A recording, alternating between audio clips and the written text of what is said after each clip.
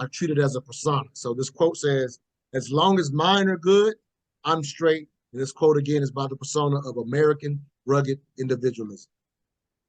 What if previous generations of African Americans would have adopted American rugged individualism as their mantra? We'd probably still be experiencing the same tragedies, segregation, lynching, etc. we've tried to forget for the last 50 to 100 years. The Black Lives Matter movement started after the Trayvon Martin tragedy, but it was honestly born because we failed to remember the sacrifices of our ancestors, like the Freedom Riders, for example. The next generation of Black children has been forced into action because for far too long, our generation's inaction has convinced them that their lives don't matter. Even as members of the first fatherless generation, we tend to look at young people today and say they don't care about anything. However, the truth is they can look at us and say, since you didn't show us a better way, we got this. Dave Chappelle said it best in his 846 stand-up comedy special about George Floyd when he said, you kids are excellent drivers. I'm comfortable in the back seat of the car, so carry on, young ones. We refuse to admit that we failed to adequately explain the sacrifices of our ancestors to the younger generation, which widens the generation gap. It has become cliche to say, if you don't know where you're coming from, you won't know where you are going. As African Americans, how silly is it for us to disregard Brother Malcolm X's advice and leave it up to the school system to teach our Black children who they are and who they were?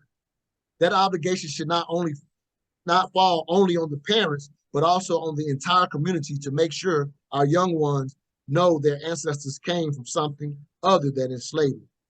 Think about this. How come we don't own much of anything in a country that was literally built on our Blacks? Yes, we could blame the white man, but the truth is our ancestors already paid the price for us to build wealth today. Without knowing our history, we have no foundation upon which to build. Despite America's tragic past, this country is just as much ours as anybody else's.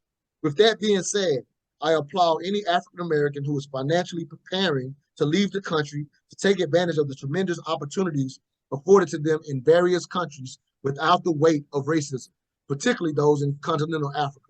However, for the rest of us without plans to leave, we should stay by taking ownership of this country built on the Blacks of our ancestors.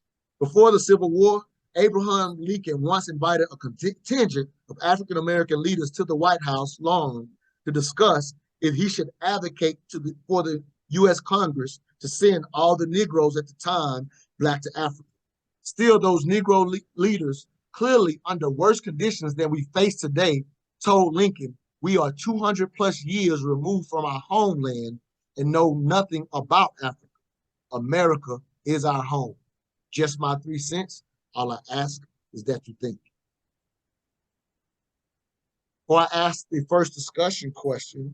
Matter of fact, I'll just start with the first discussion question. Are you surprised by the Negroes' leaders' response to Lincoln? Anybody want to jump in on that?